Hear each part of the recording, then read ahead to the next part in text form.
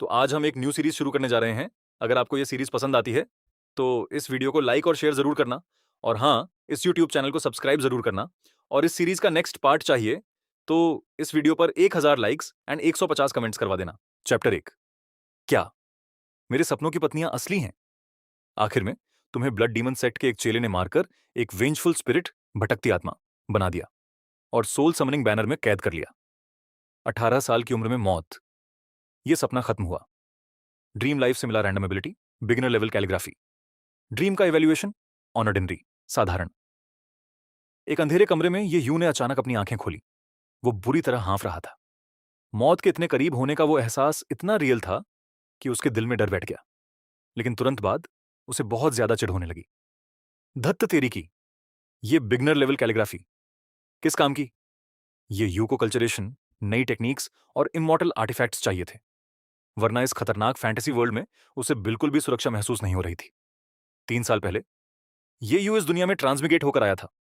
जब उसने पहली बार कल्टीवेटर्स को आसमान में तलवारों, सोर्ड्स पर उड़ते देखा तो उसकी खुशी का ठिकाना नहीं रहा। उसने ठान लिया कि वो भी कल्टीवेशन करेगा और हमेशा के लिए आजाद हो जाएगा। बड़ी मुश्किल और किस्मत के सहारे ये यू सेंट्रल कॉन्टिनेंट की 5 बड़ी सेक्रेड लैंड्स में से एक, एज्योर क्लाउड सेक्ट तक पहुंच गया। गुड न्यूज ये थी, वो एज्योर क्लाउड सेक्ट का डिसाइपल बन गया। बैड न्यूज ये थी, उसका टैलेंट बहुत कम था, इसलिए वो सिर्फ एक आउटर डिसाइपल बन सका। इस बात के पूरे चांसेस थे कि वो कभी की रिफाइनिंग स्टेज से आगे नहीं बढ़ पाएगा। अभी के लिए अपनी थोड़ी बहुत सोशल स्किल्स की वजह से ये यू को आउटर डिसाइपल्स में सबसे आसान काम मिला था। स्पिरिचुअल फील्ड्स की रखवाली, 5 एकड़ जमीन जिसमें बस हर 3 दिन में एक बार पानी देना होता था। ऐसी जिंदगी एक नजर में ही बोर लग रही थी। 30 साल बाद एज्योर क्लाउड सेक्ट उसे थोड़े पैसे दे देता और वो बाकी की जिंदगी अकेले गुजार देता। लेकिन ये यू यहां मंडेन लाइफ जीने नहीं आया था। खुशकिस्मत से 2 घंटे पहले उसे ड्रीम सिमुलेशन सिस्टम मिला, जिसने उसकी उम्मीद जगा दी। ड्रीम सिमुलेशन सिस्टम दिन में 2 बार सिमुलेशंस मिलते हैं। होस्ट सपने में सब कुछ खुद एक्सपीरियंस कर सकता है, जैसे सब असलियत में हो रहा हो। हर सपने की शुरुआत में एक रैंडम टैलेंट मिलता है। टैलेंट के 5 लेवल्स हैं: व्हाइट, ब्लू, ग्रीन, पर्पल और गोल्ड। सपना खत्म होने पर उस कैरेक्टर की कोई भी एक एबिलिटी मिल जाती है, कल्टीवेशन लेवल, टेक्निक्स या वेपन्स। लेकिन पहला सिमुलेशन एक डिजास्टर था। वो सिर्फ 18 साल जिया और एक डिमोनिक कल्टीवेटर ने उसकी आत्मा कैद कर ली। रात अब भी बाकी थी। एक और चांस देखकर ये यू ने आंखें बंद की और नया सपना शुरू किया। उसकी आंखों के सामने धुंध, मिस्ट छा गई। हर सपना तुम्हारे लिए एक नई जिंदगी है। मैप और कैरेक्टर्स लोड हो रहे हैं। सिलेक्शन मुकम्मल। इस सपने का talent, affectionate eyes, purple. Affectionate eyes, बस किसी से 2 सेकंड तक आई कांटेक्ट करो और वो तुम्हारी तरफ अट्रैक्ट हो जाएगा। ये सिर्फ ऑन पॉजिट सेक्स पर काम करता है। आई कांटेक्ट बराबर फेवरेबिलिटी प्लस 30। ये यू ने गहरी सांस ली। पर्पल, इस बार तो लॉटरी लग गई। हालांकि ये टैलेंट थोड़ा लड़कियां फंसाने वाला लग रहा था। तुम्हारा जन्म एक कल्टीवेटर्स की फैमिली में हुआ। तुम बहुत गिफ्टेड हो। 15 साल की उम्र में तुमने फाउंडेशन एस्टैब्लिशमेंट स्टेज अचीव कर लिया, अपने मां बाप को भी पीछे छोड़ दिया। तुम एक मशहूर जीनियस कल्टीवेटर बन गए। ये यूं के दिमाग में एक सुंदर नौजवान की तस्वीर आई, जो बिल्कुल उसके जैसा दिखता था। पास के एक सेक्ट, मूनलॉक पेविलियन, की नजर तुम पर पड़ी। एक नेसेंट सोल स्टेज के कल्टीवेटर, लीदावान, नीचे आए और तुम्हें अपना शागिर्द, डिसाइपल बनने का न्योता दिया। तुमने हां कह दी और अपने मां बाप से विदा लेकर मूनलॉक पेविलियन चले गए। वहां तुमने कमाल कर दिया। अगले 12 साल में तुम गोल्डन कोर स्टेज पर पहुंच गए। मूनलॉक पेविलियन के मास्टर ने यहां तक कह दिया कि तुम फ्यूचर में एस्केंशन रियलम सबसे ऊंचा लेवल तक पहुंचोगे। सब खुश थे, खास करके तुम्हारे मास्टर ली दावान। ये यू सपने में मुस्कुरा रहा था। यही तो लाइफ होनी चाहिए। 27 की उम्र में गोल्डन कोर। लेकिन तुम्हारी कल्टीवेशन से ज्यादा चर्चे तुम्हारी अफेक्शनेट आईज के थे। फीमेल डिसाइपल से लेकर सेक्ट की फीमेल एल्डर्स तक सब तुम पर फिदा थीं। एक सुंदर फीमेल एल्डर ने तो यहां तक कह दिया कि वो तुम्हारे लिए डीमन सेक्ट्स तक को लूट लेगी। तुमने सोचा कि उस एल्डर को 2 दिन थोड़ा तड़पाओ, फिर हां बोल दो, क्योंकि जो चीज आसानी से मिलती है लोग उसकी कदर नहीं करते। लेकिन अगले ही दिन सब बदल गया। रात के अंधेरे में तुम्हारे मास्टर ली दावान ने अचानक तुम पर हमला किया, तुम्हें बेहोश किया और सेक्ट से बाहर ले गए। जब तुम्हारी आंख खुली, तुम 10,000 सोल्स हॉल में थे, जो एक डिमोनिक सेक्ट है। पता चला कि तुम्हारे मास्टर ली दावान असल में एक डिमोनिक स्पाई थे। उन्होंने तुम्हें इसलिए किडनैप किया ताकि तुम बड़े होकर उनके दुश्मन न बनो। अंधेरे से एक साया बाहर आया। वो एक काले लिबास में एक बेहद खूबसूरत औरत थी। Cultivation levels, chi refining, foundation establishment, golden core, nascent soul, divine transformation, integration, tribulation crossing, ascension realm. Frustrated महसूस कर रहा था। इतनी अच्छी शुरुआत हुई थी, अभी तो उसने उस हसीन फीमेल एल्डर को ठीक से अप्रोच भी नहीं किया था। क्या वो 10,000 सोल्स हॉल के डिमोनिक कल्टिवेटर्स के हाथों मारा जाएगा? ये तो बड़ा भारी नुकसान होता। लेकिन अगले ही पल ये यूं अपने सामने खड़ी औरत को देखकर दंग रह गया। उसे मानना पड़ा कि अपनी पिछली और इस जिंदगी में उसने कभी इतनी खूबसूरत औरत नहीं देखी थी। उसका रंग बिल्कुल सफेद संगमरमर, क्रीमी जेड जैसा था, और उसकी आंखें और आईब्राउज जैसे किसी पेंटर ने बड़ी फुर्सत से बनाई होनी। पहले वाली फीमेल एल्डर उसके सामने अब फीकी लग रही थी। ये औरत 10,000 सोल्स हॉल की हॉल मास्टर जूडीजन है। ली दवान ने तुरंत जूडीजन के सामने घुटने टेके और दरख्वास्त की कि तुम्हें अभी मार दिया जाए। वो तुम्हें एक गोस्ट स्पिरिट में बदलकर अपने सेक्ट के लिए इस्तेमाल करना चाहता था। हमेशा दया दिखाने वाले लीदावान के मुंह से ऐसी कातिलाना बातें सुनकर तुम्हें बहुत गुस्सा आया, लेकिन तुम कुछ नहीं कर सकते थे क्योंकि उसने तुम पर एक रिस्ट्रिक्शन, बंदिश लगा दी थी। जूडीजन तुम्हें देर तक घूरती रही। आखिर में उसने ली दवान की बात नहीं मानी और तुम्हें डंजन, काल कोठरी में डालने का हुक्म दिया। एक दिन और एक रात बाद जूडीजन तुम्हारे सामने आई। उसने अपनी उंगली तुम्हारे दिल पर रखी और पूछा, तुम जीना चाहते हो या मरना? तुमने जवाब दिया कि तुम जीना चाहते हो। जूडीजन मुस्कुरा दी। यह पहली बार था जब तुमने उसे मुस्कुराते देखा। फिर उसने एक गोली, पिल निकाली और तुम्हारे मुंह में डाल दी। उसने बताया कि यह बोन एरोडिंग पिल है, एक ऐसा जहर जो बिना एंटीडोट के तुम्हारी हड्डियों को गलाकर खून का तालाब बना देगा। तुम्हें वापस मूनलॉक पवेलियन जाकर ली दावन की तरह एक स्पाई बनकर रहना था। हर 3 महीने में तुम्हें इसका एंटीडोट मिलता रहेगा। तुम्हारे पास कोई चारा नहीं था, तुमने हाँ बोल दी। वापसी और नई साजिश शातिर स्पाई ली। दावान तुम्हें वापस ले आया। रास्ते में उसके देखने का अंदाज बदल गया था। उसकी आंखों में एक अजीब चमक थी। तुम उससे नफरत करते थे क्योंकि वो तुम्हें मारना चाहता था। मूनलॉक पेविलियन वापस आकर लीदावान ने तुम्हें पहला मिशन दिया, जितनी जल्दी हो सके नासेंट सोल स्टेज तक पहुंचो। तुमने जी तोड़ मेहनत शुरू कर दी। शायद मौत का डर था, इसलिए तुम्हारा पोटेंशियल ब्लास्ट हो गया। सिर्फ आधे साल में तुम गोल्डन कोर के मिड स्टेज तक पहुंच गए। तुमने मन ही मन कसम खाई कि नेसेंट सोल बनते ही तुम लीदावान को मार दोगे। मीट। और अचानक हमला, एक दिन वही हसीन फीमेल एल्डर तुम्हें मिल गई। उसने शिकायत की कि तुम उसे अवॉइड कर रहे हो। इस बार तुमने मना नहीं किया। इतनी बोरिंग कल्टीवेशन के बाद जिंदगी में थोड़ा स्पाइस तो बनता था। उस रात तुमने और फीमेल एल्डर ने कुन कैरेक्टर के स्ट्रोक्स एक्सप्लोर किए, यानी गहरी नजदीकियां बनाई। उस दिन तुम्हें आखिरकार थोड़ा मीट नसीब हुआ। ये यूं ने चैन की सांस ली। ड्रीम का एक्सपीरियंस 100% रियल था। खुशबू, एहसास और सुकून बिल्कुल असली जैसा। फीमेल एल्डर ने वादा किया कि वो तुम्हें डिवाइन ट्रांसफॉर्मेशन स्टेज तक के सारे रिसोर्सेज देगी, बस तुम्हें उसके साथ वक्त बिताना होगा। लेकिन सुबह होने से पहले ही एक अजीब सी खुशबू कमरे में फैली। तुमने आंखें खोली तो सामने जूदीजन खड़ी थी। तुम हैरान थे। ये मून लॉक पेविलियन के अंदर थी। अगर पकड़ी जाती तो कल्टीवेटर्स उसे मार देते। लेकिन उसने तुम्हारा कॉलर पकड़ा और गुस्से में बोली, तुम्हारी हिम्मत कैसे हुई किसी और औरत के साथ होने की? किसने दी तुम्हें ये इजाजत? तुम दंग रह गए। कल्चरेशन में डाओ कंपेनियन, पार्टनर होना तो आम बात है। तुमने पलटकर सवाल किया, क्यों नहीं? क्या स्पाई होने का मतलब मेरी कोई प्राइवेट लाइफ नहीं है? जूडीजन ने कुछ नहीं कहा, बस तुम्हें घूरती रही और धीरे धीरे गायब हो गई। जाने से पहले उसने धमकी दी कि अगर दोबारा किसी औरत के साथ दिखे तो वो तुम्हें टुकड़े टुकड़े कर देगी। तुम्हें अब एक गहरी चिंता होने लगी। एक, जूदीजन को इतनी जल्दी कैसे पता चला कि तुम उस एल्डर के साथ हो? दो, वो अपनी जान खतरे में डालकर तुम्हें किसी और के साथ देखने क्यों आई? मामला बहुत संदिग्ध, सस्पिशियस लग रहा था। ये यू ने जब ये सब देखा तो वो सोच में पड़ गया। जूदीजन की बातों से ये साफ था कि वो गुस्से में थी, और उसके गुस्से की वजह ये यू का उस फीमेल एल्डर लियू शिनशु के साथ नजदीकियां बढ़ाना था। लेकिन ये यू तो बस एक अंडरकवर एजेंट था। एक स्पाई की वजह से 10,000 सोल्स हॉल की इतनी बड़ी मास्टर को इतना गुस्सा क्यों आएगा? ये यू के दिमाग में एक बोल्ड गैस आया। उसने सोचा, शायद दूसरी औरत के साथ होने से बोन एरोडिंग पिल का असर कम हो जाता है। इसलिए जू डाइजन डर गई कि कहीं मैं उसके कंट्रोल से बाहर ना निकल जाऊं। ये यू ने फैसला किया कि वो इस हाइपोथेसिस, अंदाजे को टेस्ट करेगा। जू डीजन के जाने के कुछ घंटों बाद ली दवान वापस आया। उसकी हालत खराब थी और उसके कपड़ों पर पैरों के निशान, फुटप्रिंट्स थे। साफ पता चल रहा था कि किसी ने उस नेसेंट सोल स्टेज के कल्टीवेटर की जमकर धुनाई की है। सेक्ट में ली दावान एक एल्डर था, उससे कोई ऐसे नहीं मार सकता था। मतलब साफ था, जू डीजन ने उसे पीटा था। ये यू को हंसता देख ली दावान आग बबूला हो गया। उसने ये यू का कॉलर पकड़ लिया और चिल्लाते हुए कहा, अब से मैं 24 घंटे तुम्हारे साथ रहूंगा। और खबरदार जो किसी औरत के करीब गए। लेकिन येयू अब डर नहीं रहा था। उसने समझ लिया था कि जू डीजन की नजर में उसकी वैल्यू ली दावान से कहीं ज्यादा है। उसने झटके से ली दावान का हाथ हटाया और अकड़कर बोला, ज्यादा मत भौंको। अगर तुम्हारी वजह से मेरा मूड खराब हुआ और मेरी कल्टीवेशन स्लो हुई तो ये तुम्हारे लिए अच्छा नहीं होगा। ली दावान का चेहरा गुस्से से लाल हो गया, लेकिन हैरत की बात यह थी कि उसने ये यू पर हाथ नहीं उठाया। वो बस पैर पटक कर वहां से चला गया। अगले कुछ दिनों तक ली दावान साये की तरह ये यू के साथ रहा ताकि कोई लड़की उसके पास ना आ सके। बाकी चेलियां तो डर गईं, लेकिन ल्यू शिंगश्यू, वो हसीन फीमेल एल्डर, नहीं डरी। जब वो येयू से मिलने आई तो ली दावान ने रास्ता रोका और बहाना बनाया कि येयू मेडिटेशन कर रहा है। लेकिन ल्यू शिंगश्यू ली दावान से ताकत और रुतबे, स्टेटस दोनों में बड़ी थी। उसने ली दावान को धक्का देकर साइड किया और सीधा येयू के पास पहुंच गई। उसने अपना वादा पूरा किया और येयू को एक 100 टॉप ग्रेड स्पिरिट स्टोन्स दिए, जो कि एक बहुत बड़ी रकम थी।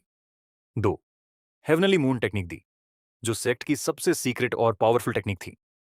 ली दावान ये देखकर हक्का बक्का रह गया। उसे साल में सिर्फ 20 स्टोनस मिलते थे और यहां ये यू को 100 मिल गए। उसने पहली बार महसूस किया कि एक अच्छी डाओ कंपेनियन पार्टनर होने से जिंदगी कितनी आसान हो जाती है। जब ल्यू शिंशू ने फिर से येयू के साथ कैलीग्राफी प्रैक्टिस, रोमांस करनी चाहिए, तो ली दवान बीच में आ गया और आधे घंटे तक लेक्चर देता रहा। ल्यू शिंशू गुस्से में वहां से चली गई। लेकिन अगले ही दिन सेक्ट मास्टर का ऑर्डर आया कि ली दवान को दूर एक घाटी वैली में बीस्ट राइट चेक करने जाना होगा। यह साफ तौर पर ल्यू शिंशू की सेटिंग थी ताकि वो रास्ते का कांटा हटा सके। ली दवान के जाने के सिर्फ आधे घंटे बाद ल्यू शिंशू दोबारा ये यू के कमरे में थी। उसने कुछ कहा नहीं, बस उसकी आंखों में बेशुमार प्यार था। ये यू ने अपनी एक आईब्राउ उठाई। अब वक्त था यह देखने का कि क्या सच में जूडीजन दोबारा आती है या पिल पर कोई असर पड़ता है। उस रात तुमने और ल्यू सिंगशू ने पूरी रात कैलीग्राफी, शायरी, रोमांस की पढ़ाई में बिता दी। पढ़ाई के दौरान तुम्हें अंधेरे में दबी हुई सांसों की आहट सुनाई दी। वो पल भर के लिए थी, लेकिन जब तुमने ध्यान से सुनने की कोशिश की तो वहां कुछ नहीं मिला। अगले दिन मूनलॉक पेविलियन की लॉ एनफोर्समेंट हॉल की ये फीमेल एल्डर खुशी खुशी वहां से चली गई। उसने जाते जाते कहा कि अगली बार वो तुम्हारे लिए और ज्यादा कल्टीवेशन रिसोर्सेज लेकर आएगी। तुम बस हल्का सा मुस्कुरा दिए और ज्यादा एक्साइटमेंट नहीं दिखाई। तुम्हें रिसोर्सेज से ज्यादा इस बात की चिंता थी कि क्या तुम बोन एरोडिंग पिल के असर को खत्म कर सकते हो या नहीं। लियो शिनशियू को विदा करने के बाद अचानक एक साया आया और उसने तुम्हें टेबल पर दबोच लिया।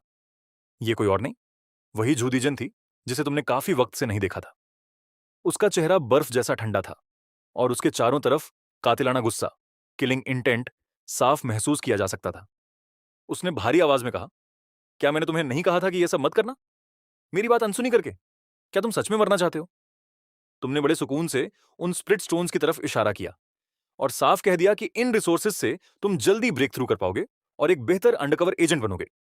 रही बात कुन स्टाइल कैलीग्राफी पढ़ने की, तो वो एक इंसानी जरूरत है। इसे ज्यादा वक्त तक दबाने से इनर डीमंस, मानसिक दुश्मन पैदा हो सकते हैं, जो कल्टीवेशन के लिए नुकसानदेह है। जूडियजन काफी देर तक खामोश रही। फिर उसने कहा कि अब से तुम्हारे सारे कल्टीवेशन रिसोर्सेज का ख्याल वो खुद रखेगी, लेकिन शर्त यह थी कि तुम दोबारा लियो शिनशू के साथ कैलीग्राफी नहीं पढ़ोगे। रही बात इनर डीमंस की, तो उसने उसे बकवास कहकर ठुकरा दिया। अगर तुमने बात मानी तो ठीक, वरना वो तुम्हें अभी की अभी मार देगी। ये यू ने उसके हसीन चेहरे को देखा और मुस्कुरा दिया। लगता है इस सपने में जू दीजन के दिल में उसका काफी वजन, महत्व है। क्या अब नेगोशिएशंस, सौदा शुरू हो गया है? आखिर में तुमने हां में सर हिला दिया, क्योंकि तुम्हें यकीन नहीं था कि ये ग्रेट डीमन जू दीजन सच में तुम्हें नहीं मारेगी। जिंदगी और मौत में से चुनना आसान था, बदला लेने के लिए जिंदा रहना जरूरी था। जुडियजन वहां ज्यादा देर नहीं रुकी और कमरे से गायब हो गई। कुछ वक्त बाद ली डावान का मिशन खत्म हुआ और वो मूनलॉक पेविलियन वापस आ गया। तब से हर 3 महीने में वो ना सिर्फ बोन इरोडिंग पिल का एंटीडोट लाता, बल्कि कल्टीवेशन रिसोर्सेज भी लाता था। वो तुम्हारे लिए बेहतरीन टेक्निक्स भी लेकर आया, लेकिन तुमने वो टेक्निक्स नहीं सीखी क्योंकि तुम्हें डर था कि कहीं जू दीजन ने उनमें कोई गड़बड़ न की हो। रही बात एल्डर ल्यू शिनशू की, वो कुछ बार तुमसे मिलने आई, लेकिन तुमने हमेशा अपना दरवाजा बंद रखा। लेकिन तुमने उसे पूरी तरह इग्नोर नहीं किया। तुमने उसे एक मेमोरी स्टोन भेजा। उस स्टोन में तुमने कहा कि ली दावान सही कह रहा था, एक बड़ी एल्डर एक मामूली डिसिप्लिन के साथ कैसे हो सकती है। तुमने वादा किया कि तुम जल्दी से जल्दी ताकतवर बनोगे। जब तुम उसके बराबर खड़े होने के लायक हो जाओगे, तब तुम अपने रिश्ते को दोबारा शुरू करोगे। ये देखकर लियू सिंगशू की आंखें नम हो गईं, लेकिन उसने तुम्हें वक्त देने का फैसला किया। वहीं दूसरी तरफ लियू सिंगशू के मन में ली दवान के लिए नफरत भर गई। उसे लगा कि ली दवान ही तुम दोनों के बीच की दीवार है। आने वाले दिनों में उसने ली दवान की जिंदगी हराम कर दी। 300 300 साल बाद वक्त गुजरता गया और देखते ही देखते 300 साल बीत गए। स्पिरिट स्टोन्स की कोई कमी नहीं थी, इसलिए तुम मून लॉक पेविलियन के सबसे चमकते सितारे बन गए। सिर्फ 300 साल में तुम नेसेंट सोल स्टेज से डिवाइन ट्रांसफॉर्मेशन स्टेज के मिडिल स्टेज तक पहुंच गए। इतनी तेजी से तरक्की पहले कभी किसी ने नहीं की थी। तुम्हें पवेलियन का एल्डर बना दिया गया। रही बात तुम्हारे मास्टरली दावान की, तो 100 साल पहले एक जंगल में एक बीस्ट ने उसे मार दिया था। कम से कम सबको यही लगता था। असल में उसकी मौत तुम्हारे हाथों हुई थी, पर यह राज सिर्फ तुम्हें पता था। इस बीच जूडिजन ने तुम्हें कोई काम नहीं दिया। एंटीडोट भेजने के अलावा उसने कोई कांटेक्ट नहीं किया। यह तुम्हें काफी अजीब लगा। डिवाइन ट्रांसफॉर्मेशन स्टेज का कल्टीवेटर पूरी दुनिया में ताकतवर माना जाता है, फिर उसने तुम्हारा इस्तेमाल क्यों नहीं किया? एक और अजीब बात हो रही थी। नेसेंट सोल स्टेज के बाद से जब भी तुम ब्रेक थ्रू करते, तुम्हारे सीने, चेस्ट में एक अजीब सी स्पिरिचुअल एनर्जी जमा होती और फिर धीरे से फैल जाती। कभी कभी एक गर्माहट तुम्हारे पूरे जिस्म में दौड़ जाती थी। तुमने इस बारे में पवेलियन मास्टर शेन्नांटियन से पूछा, पर वो भी हैरान था। उसकी नजर में तुम एक करिश्मा, एनोमली थे। उसे नेसेंट सोल से डिवाइन ट्रांसफॉर्मेशन तक पहुंचने में 500 साल लगे थे, और तुमने ये सब सिर्फ 300 साल में कर लिया। उसने तुम्हारी बॉडी चेक की, पर उसे कुछ अजीब नहीं मिला। ये यूं को कुछ तो गड़बड़ लग रही थी। बचपन से वो जीनियस तो था, पर इतना भी नहीं। फिर बोन इरोडिंग पिल खाने के बाद से उसकी स्पीड इतनी तेजी से क्यों बढ़ी? जैसे रास्ते में कोई रुकावट, बॉटलनेक ही ना हो। जंग की शुरुआत 50 साल बाद मूनलॉक पेविलियन के चेलो डिसाइपल्स का सामना 10,000 सोल्स हॉल के डिमोनिक कल्टिवेटर से हुआ। एक भयानक जंग हुई जिसमें सेक्ट के सारे चेले और 2 एल्डर्स मारे गए। पेविलियन मास्टर शेन नंटियान गुस्से से पागल हो गया और उसने 10,000 सोल्स हॉल को खत्म करने का ऐलान कर दिया। एक एल्डर होने के नाते तुम्हारा नाम भी जंग की लिस्ट में था। यह खबर सुनकर तुम सुन्न डेज रह गए। ऐसी सिचुएशन में जूडिजन तुम्हें जरूर एक्टिवेट करेगी, लेकिन वो तुमसे क्या करवाएगी ये तुम नहीं जानते थे। तुम्हें सबसे ज्यादा डर इस बात का था कि अगर जूडिजन हार गई या तुम जंग में मारे गए तो बोन इरोडिंग पिल के जहर का क्या होगा? क्या औरत के साथ सुकून के पल बिताने से वो जहर सच में खत्म हो सकता है? तुम्हें पक्का नहीं पता था। यह जिंदगी और मौत का सवाल था, और तुम पैनिक करने लगे। ये यू ने अपनी तेवर, ब्राउज थोड़े से कोड़े। भले ही ये एक सिम्युलेटेड ड्रीम था, लेकिन वो चाहता था कि इस जिंदगी को जितना हो सके लंबा खींचे। पिछले बुरे एक्सपीरियंस से उसने सीख लिया था कि तुम जितना ज्यादा जियोगे, इवैल्यूएशन उतनी ही अच्छी होगी। अगर वो इंटीग्रेशन रेल्म या ट्रिबुलेशन क्रॉसिंग रेल्म तक पहुंच गया, तो ड्रीम खत्म होने पर मिलने वाला रिवॉर्ड उसे आसमान पर पहुंचा देगा। ये यू को अपनी हिफाजत के लिए ताकत की सबसे ज्यादा जरूरत थी। काफी सोच विचार के बाद तुमने हाथ पर हाथ धरकर बैठने के बजाय खुद हमला करने का फैसला किया। मूनलॉक पेविलियन के हमला करने की रात से ठीक पहले तुम खामोशी से 10,000 सोल्स हॉल की तरफ निकल गए। तुमने प्लान बनाया कि तुम मूनलॉक पेविलियन के हमले का रास्ता, अटैक रूट बताओगे और बदले में बोन इरोडिंग पिल का एंटीडोट मांगोगे। अगर बात बन गई तो बढ़िया, वरना कोई और रास्ता निकालोगे। तुम्हें खतरे की चिंता नहीं थी, क्योंकि तुम्हारे पास कई कीमती इंस्टेंट टेलीपोर्टेशन टैलिस्मन्स थे जो तुम्हें पल भर में हजारों किलोमीटर दूर पहुंचा सकते थे। 10,000 सोल्स हॉल का मंजर, अंधेरा होते ही तुम वहां पहुंचे, पर वहां का मंजर देखकर तुम दंग रह गए। हर तरफ लाशों के ढेर लगे थे। हवा में खून की इतनी भयानक बदबू थी कि तुम्हें उल्टी, वॉमिट आने लगी।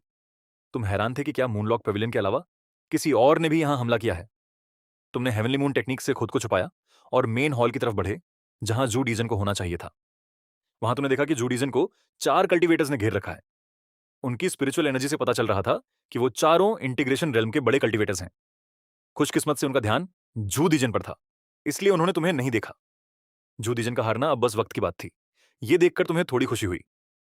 तुमने सोचा कि अगर इन सालों में जूडिजन का कंट्रोल ना होता, तो तुमने मूनलॉक पेविलियन की हर फीमेल कल्टीवेटर के साथ गुलछर्रे उड़ाए होते। लेकिन अब तक लियू सिंगशू के अलावा तुमने किसी के साथ कैलीग्राफी डिस्कस नहीं की थी। तुम मन ही मन अपने छोटे भाई, लिटिल ब्रदर, से माफी मांगने लगे। छोटे भाई, तुमने मेरे साथ बहुत दुख झेले हैं। एक बार इस जहर से आजाद हो जाऊं, फिर तुम्हें बढ़िया दावत दिलाऊंगा। तुम्हारे दिल में जूदिजन एक बिल्कुल ही फीमेल डीमन थी, और तुम चाहते थे कि वो तबाह हो जाए। अचानक जूदिजन की ताकत खत्म होने लगी, और एक तलवार, स्वॉर्डची ने उसके कंधे, शोल्डर को चीर दिया। तुम खुशी से ताली बजाने ही वाले थे कि अचानक तुम्हारे अपने कंधे में भयानक दर्द उठा। तुमने देखा कि तुम्हारे कंधे पर भी वैसा ही जख्म हो गया है और खून बह रहा है। यह क्या हो रहा था? जूडियजन को जब दोबारा एक तलवार लगी, तो तुम्हारे जिस्म पर भी वैसा ही निशान बन गया और दर्द हुआ। उस पल तुम्हें समझ आया, जूडियजन का जिंदा रहना तुम्हारे लिए जरूरी है। अगर वो मरी तो तुम भी नहीं बचोगे।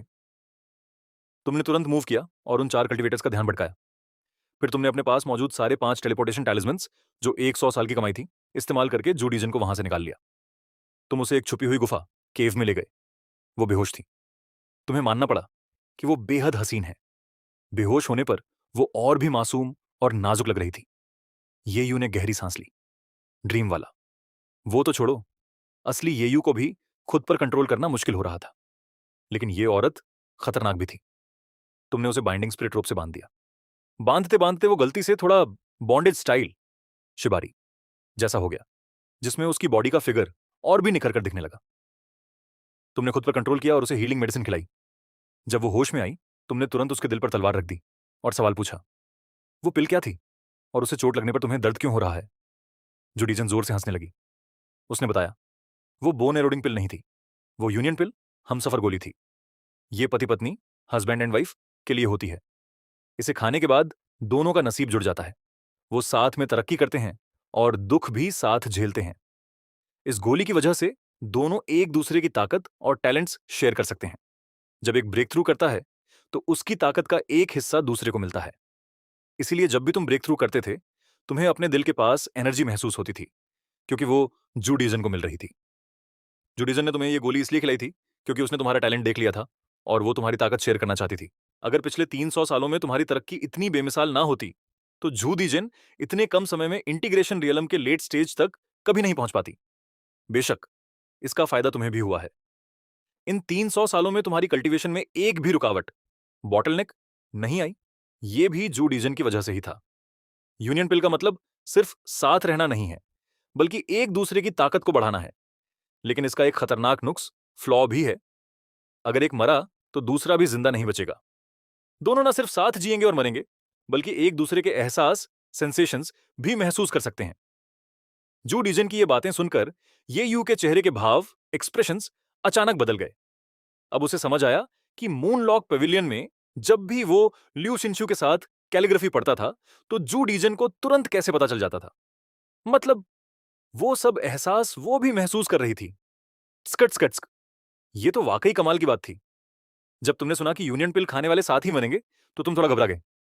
कल मूनलॉक पेविलियन 10,000 सोल्स हॉल पर बड़ा हमला करने वाला है। जो डीजन अभी जख्मी है, वो शेन नांटियन का मुकाबला नहीं कर पाएगी। अगर वो मरी तो तुम भी मारे जाओगे।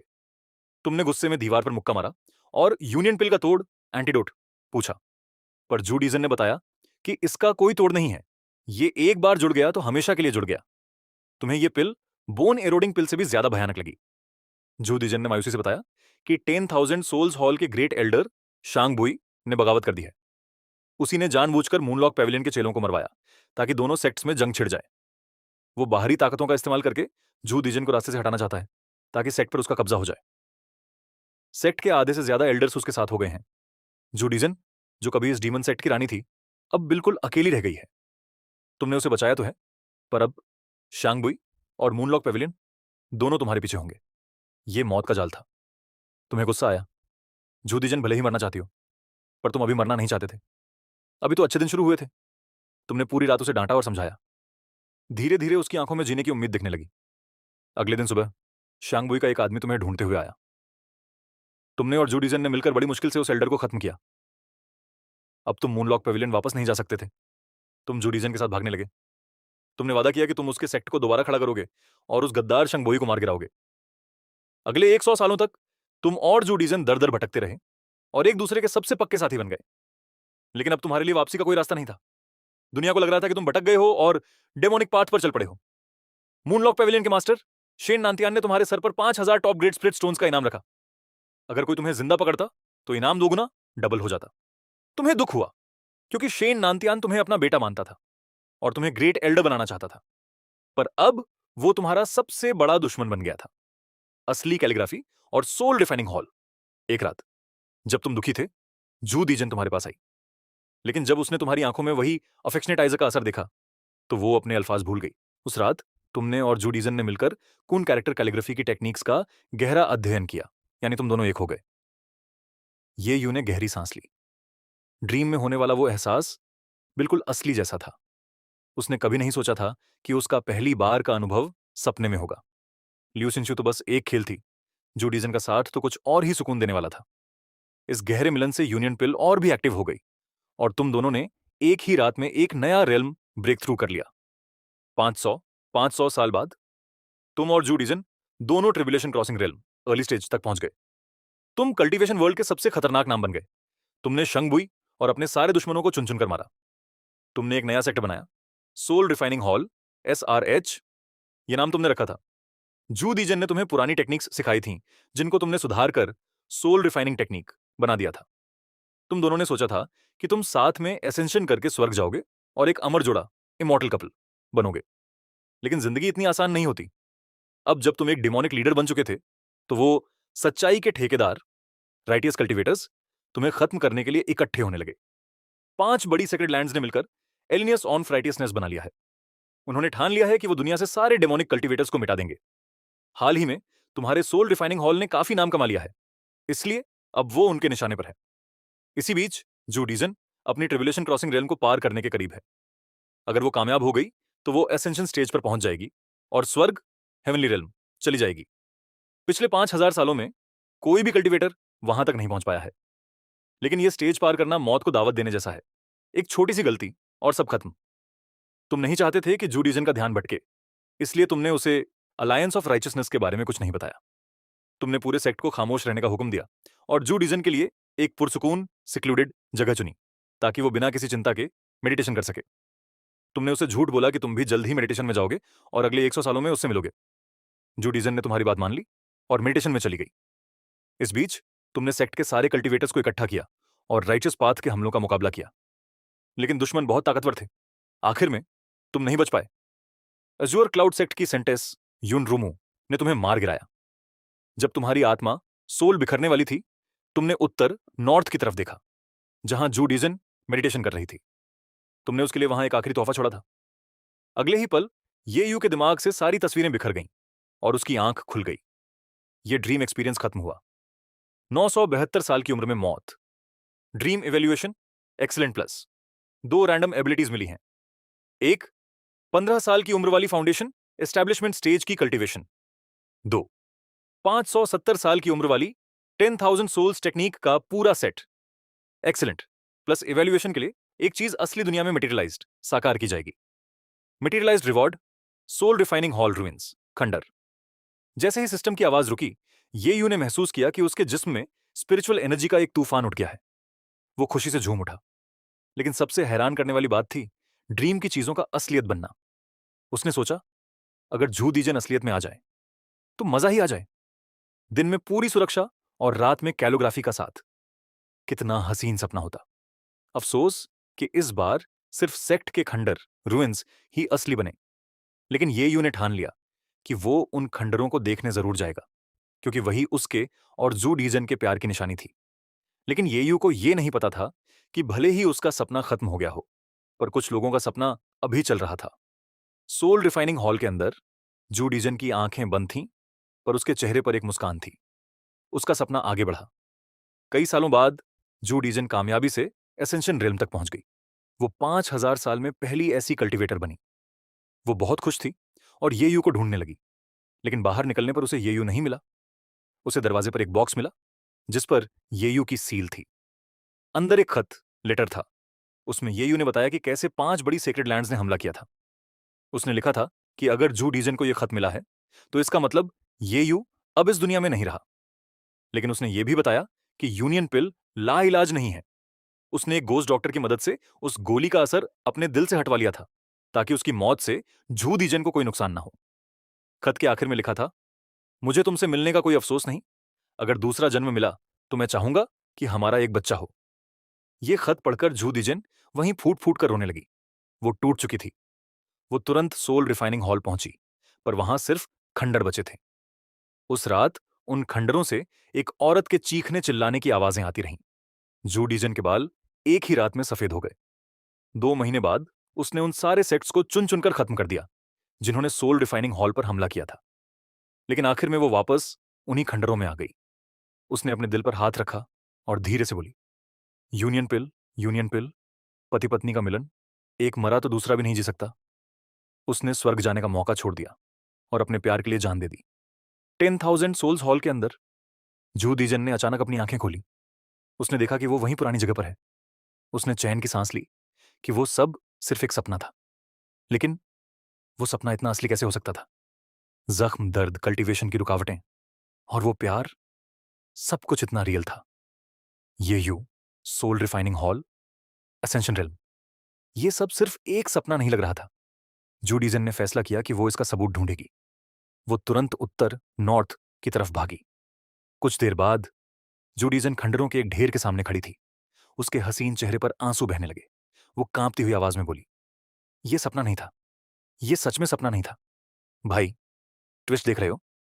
जूडिजन को भी वही सब याद है जो येयू ने सपने में देखा था। जूडियजन ने अपने हाथों से उन टूटे हुए खंडर और दीवारों को छुआ। सब कुछ इतना जाना पहचाना लग रहा था, बिल्कुल ड्रीम वाले सोल रिफाइनिंग हॉल जैसा। ये सब झूठ नहीं हो सकता था।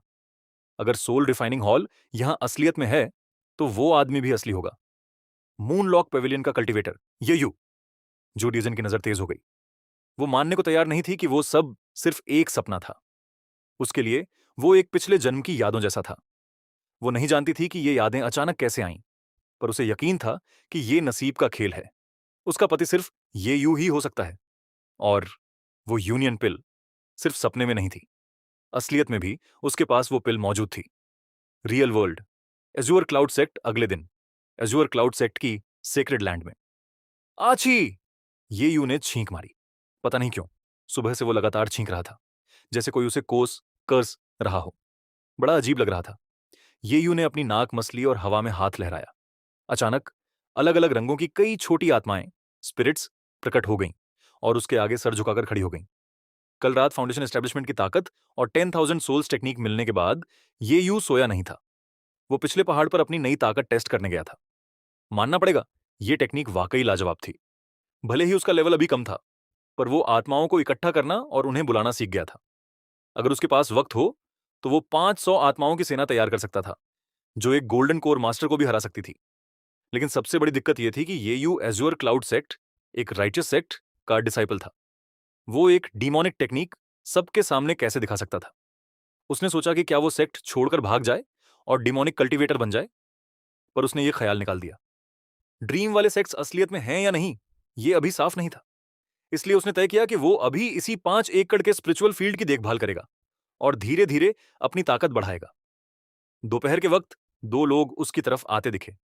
एक ने नीले रंग का रेशमी लिबास पहना था, जिस पर लोटस के डिजाइन थे।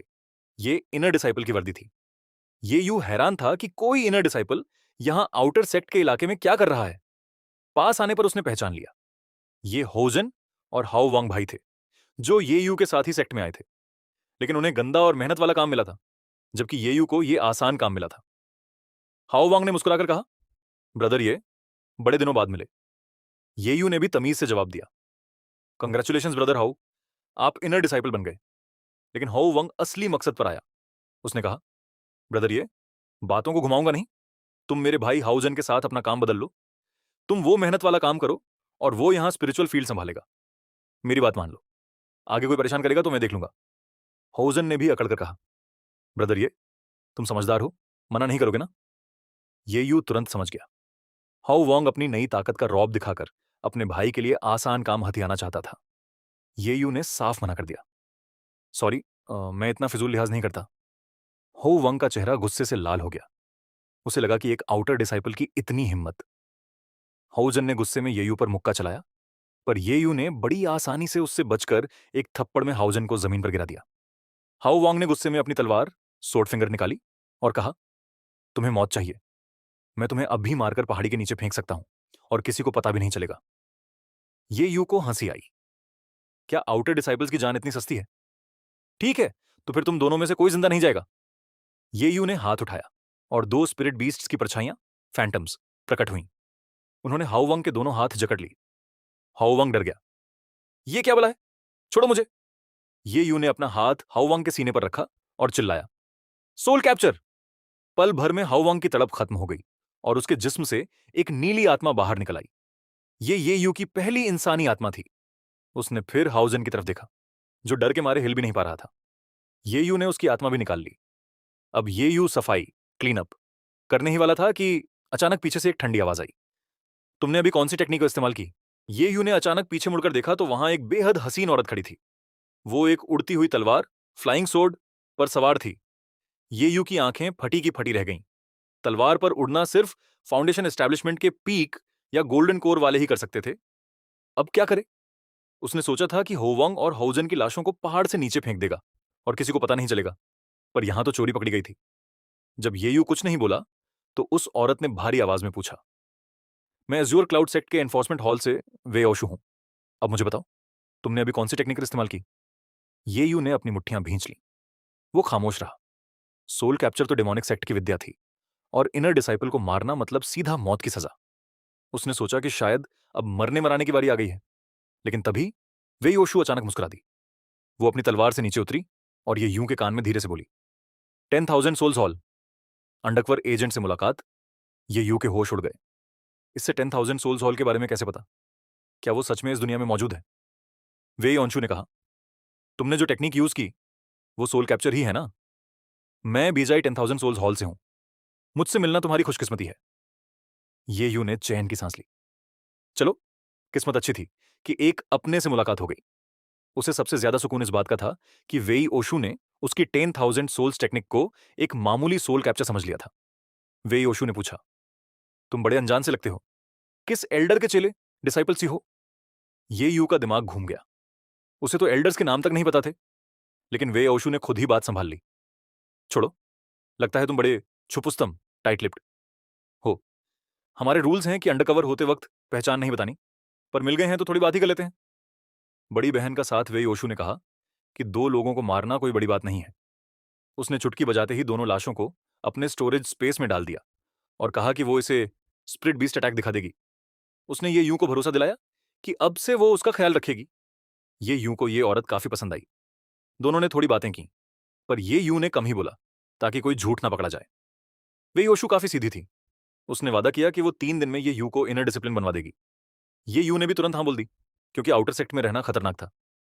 नया सपना, गोल्ड टैलेंट। रात होते ही ये यू अपने कमरे में पहुंचा और अगला सिमुलेशन शुरू किया। आज उसने वे योशु से सीखा था कि ये दुनिया बहुत खतरनाक है और ताकतवर बनना जरूरी है। ड्रीम सिमुलेशन शुरू। इस सपने का talent, wandering heart blossom gold. Wandering heart blossom, बेइंतहा चाम। जितने ज्यादा लोग तुमसे प्यार करेंगे, तुम्हारी कल्टीवेशन उतनी ही तेज बढ़ेगी। सबसे प्यार करना ही सबसे बड़ा प्यार है। Gold tier talent. Ye Yu की आंखें चमक उठी। इस बार तो सिस्टम ने लॉटरी निकाल दी थी। यूनिवर्सल लव, मतलब हर जगह अपनी निशानी छोड़नी है। एकदम स्कमबैग सिस्टम वाला हिसाब। नई जिंदगी, ग्रेट चैन डायनेस्टी। 0 साल, तुम्हारा जन्म ग्रेट चैन डायनेस्टी के एक बड़े खानदान इंपीरियल सेंसरेट में हुआ। ये एक इमोर्टल कल्चरेशन डायनेस्टी है। तुम्हारे पिता, ये लियांगयान, फाउंडेशन एस्टैब्लिशमेंट स्टेज पर हैं। 8 साल, नए एम्परर आए और तुम्हारे पिता को वाइस मिनिस्टर बना दिया गया। एक ही दिन में उनका रुतबा आसमान पर पहुंच गया। वो तुमसे बहुत प्यार करते थे और हर ख्वाहिश पूरी करते थे। 15 साल, पिता अब कैबिनेट स्कॉलर बन गए थे, लेकिन तुम खुश नहीं थे, क्योंकि तुम्हारी कल्टीवेशन बिल्कुल रुकी हुई थी। सारी दवाइयां और एक्सपर्ट्स फेल हो गए। तुम सिर्फ की रिफाइनिंग के शुरुआती लेवल पर ही अटके रहे। 18 साल, तुम्हारे 18वें बर्थडे की रात आई, पर तुम अभी भी वहीं अटके हुए थे। तुम्हारा हालात देखकर पिता ने तुम्हें अपने स्टडी रूम में बुलाया। उन्होंने समझाया कि अगर तुम कल्टीवेशन नहीं कर सकते तो कोई बात नहीं, खानदान की ताकत तुम्हें 300 साल तक जिंदा रख सकती है। उन्होंने कहा कि एक मर्द की तरह कोई मकसद चुनो, बिजनेस करो या दरबार में मंत्री बनो। कम से कम तुम पूरी दुनिया से हसीन औरतों को इकट्ठा कर सकते हो और राग रंग, सॉन्ग एंड डांस का लुत्फ उठा सकते हो। ये यूं मुस्कुराए बिना नहीं रह सका। ये साफ था कि ये लियांगयान, ड्रीम वाले पिता, अपने बेटे को बेहद चाहते थे। उन्होंने यहां तक कह दिया कि अगर कल्चरेशन नहीं हो सकती तो राग रंग और अय्याशी की जिंदगी जी लो। लेकिन उन्हें क्या पता था, एक गोल्ड टियर टैलेंट और एंडलेस चार्म के साथ ये यूं भला कब तक यूजलेस रहता। ये लियांगयान की बातों ने तुम्हारे लिए एक नया दरवाजा खोल दिया। उन्होंने सोचा था कि तुम कोई मकसद चुनकर नई जिंदगी शुरू करोगे, लेकिन तुमने रास्ता थोड़ा अलग चुन लिया। 20 साल की उम्र तक तुम पूरी ग्रेट कियान डायनेस्टी की कैपिटल में मशहूर हो गए। रेड चैम्बर की हसीनाओं से लेकर बड़े खानदानों की बेटियों तक सब तुम्हारे इश्क में गिरफ्तार थीं। लोगों ने अंदाजा लगाया कि सिर्फ 2 साल में तुम्हारी 500 से ज्यादा करीबी फीमेल कंपेनियंस बन चुकी थीं। वैसे तो इससे तुम्हारा नाम खराब होना चाहिए था, लेकिन जो भी औरत तुमसे प्यार करती वो तुम्हारी दीवानी हो जाती और अपने खानदान की एक नहीं सुनती। कैपिटल में एक कहावत मशहूर हो गई, लड़कियों को बिना वजह घर से बाहर नहीं निकलना चाहिए, क्योंकि अगर रास्ते में यंग मास्टर ये मिल गए तो जिंदगी तबाह हो जाएगी। ये यूं ने गहरी सांस ली। नाम खराब, जिंदगी तबाह, सब बकवास। मानना पड़ेगा कि ये ड्रीम सिमुलेशन जिंदगी का असली मजा था। हर दिन नई हसीनाओं के साथ कोरियोग्राफी की पढ़ाई, दिमाग घूम जाए। तुम्हारी इस आशिकी की वजह से ये लियांगयान को हर सुबह कोर्ट जाने से पहले दरवाजे पर देर तक खड़ा रहना पड़ता था, ताकि वो अपना मन मजबूत कर सके। वजह सीधी थी, कोर्ट के लगभग 30% मंत्रियों की बेटियां तुम्हारे चक्कर में थीं। वो सब बाप कोर्ट में ये लियांगयान से जवाब मांगते थे। रोज कोई ना कोई मंत्री या फौजी जनरल उन्हें कोस रहा होता या मरने मारने पर उतारू होता। ये लियांगयान बेचारे बिल्कुल बेबस थे। सबसे बड़ी बात यह थी कि तुम्हारे शिकार की रफ्तार तेजी से बढ़ रही थी, लेकिन ये लियांगयान ने तुम्हें रोका नहीं, क्योंकि उन्होंने एक करिश्मा देखा। जितनी ज्यादा औरतों से तुम जुड़ते गए, तुम्हारी कल्टीवेशन उतनी ही रॉकेट की रफ्तार से बढ़ने लगी। सिर्फ 2 साल में तुम गोल्डन कोर स्टेज पर पहुंच गए। ये देखकर ये लियांगयान दंग रह गए। उन्होंने तुम्हें सलाह दी कि अपनी ताकत किसी को मत दिखाना। उन्होंने तुम्हें एक कीमती जेड पेंडेंट दिया, जो तुम्हारी ताकत छुपा देता था। अब ट्रिबुलेशन क्रॉसिंग स्टेज से नीचे का कोई भी इंसान तुम्हारी असली कल्टीवेशन नहीं पहचान सकता था। 25 साल की उम्र में तुम नेसेंट सोल स्टेज पर पहुंच गए। अब तुम्हारी नजर सिर्फ कैपिटल पर नहीं, बल्कि बड़े बड़े सेट्स की फेरी मेडन्स पर थी। अपनी मीठी बातों से तुमने उन्हें जीत लिया। वो अपने सेट्स की गुप्त टेक्निक्स तुम्हारे लिए लेकर आने लगी। तुमने अर्थ टीयर की चिंगलियन थंडर सोड आर्ट को सिर्फ आधे साल में मास्टर कर लिया। तुम्हारी ताकत और बढ़ गई। उसी साल तुम्हारे पिता को ग्रैंड स्कॉलर बना दिया गया। लेकिन 2 महीने बाद एम्परर की तबीयत खराब हो गई। रॉयल पैलेस में 9 राजकुमारों के बीच थ्रोन वॉर शुरू हो गया। सारे राजकुमार तुम्हारे पिता ये लियांगयान को अपनी तरफ करना चाहते थे, लेकिन उन्होंने अब भी कोई फैसला नहीं लिया था। 27 साल की उम्र में जब तुम एक फेरी मेडन के साथ थे, पिता का संदेश आया। 3 दिन बाद तुम्हें कैपिटल वापस आकर प्रिंसेस ली रुवांग की बर्थडे बैंक्वेट में शामिल होना होगा। तुमने ना चाहते हुए भी हां बोल दी। जाते जाते तुमने उस फेरी मेडन को प्यार की निशानी के तौर पर एक ऑन्टन लीफ दिया। बदले में उसने तुम्हें अपना सबसे कीमती वेपन, क्लाउड कवरिंग फैन, दे दिया। तुमने उससे जन्मों जन्म का वादा किया, लेकिन जैसे ही तुम सेवन ट्रेजर्स पेविलियन से बाहर निकले, तुम्हारे चेहरे पर दुख का कोई निशान नहीं था। वादा तो सच्चा था, पर तुम ये 2000 बार बोल चुके थे, इसलिए अब उसमें वो बात नहीं रही थी। तुम्हारा प्यार सबके लिए था, पर किसी एक के लिए गहरा नहीं था। तुम्हारी नजर में सब बराबर थीं, सब प्रेमी थीं, लेकिन कोई भी एकलौती नहीं थी। 3 दिन बाद तुम अपने पिता के साथ प्रिंसेस ली रोवंग की पार्टी में पहुंचे। रास्ते में पिता ने बताया कि एम्परर ने खुद तुम्हें बुलाया है। तुम हैरान थे कि एम्परर को तुमसे क्या काम हो सकता है। इस यूट्यूब चैनल को सब्सक्राइब जरूर करना, और इस सीरीज का नेक्स्ट पार्ट चाहिए तो इस वीडियो पर 1000 लाइक्स एंड 150 कमेंट्स करवा देना।